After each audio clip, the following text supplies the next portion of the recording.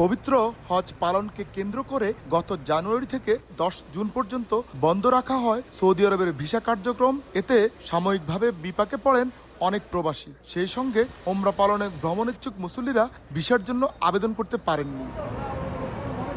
সাময়িকভাবে বন্ধ থাকা সব ধরনের ভিসা আবারও চালু করল সৌদি আরব। এতে হাজার হাজার বাংলাদেশি সহ প্রবাসী পরিবারের মাঝে স্বস্তির নিঃশ্বাস ফিরে এসেছে। ওমরা পালনে আগ্রহীদের জন্য অনুমোদিত এজেন্সিগুলো এর মধ্যে নতুন ভিসার আবেদন গ্রহণ শুরু করেছে। সাময়িকভাবে হজের জন্য বন্ধ ছিল, ইনশাআল্লাহ আবার আজকে থেকে ওমরা ভিসা বাংলাদেশ, ইন্ডিয়া, পাকিস্তান এদের জন্য উন্মুক্ত করে দেওয়া হয়েছে। ইনশাআল্লাহ আমাদের যে সমস্ত হাজি সাহেব ওমরা করতে চান, আপনারা ইনশাআল্লাহ প্রস্তুতি নিতে পারেন। যে কোনো লোক আজকে থেকে ইচ্ছা করলে সৌদি আরবে ভিজিট ভিসা এবং ওমরা ভিসা আসতে পারবেন এবং আজকে থেকে ভিসা আপনারা এন্ট্রি করতে পারবেন। সৌদি সরকারের এই সিদ্ধান্তে দেশটির পর্যটন শিল্প ও অর্থনীতির চাকা আরো গতিশীল হবে বলে মনে করেন সংশ্লিষ্টরা। উপকৃত হবেন বিশ্বের নানা প্রান্তে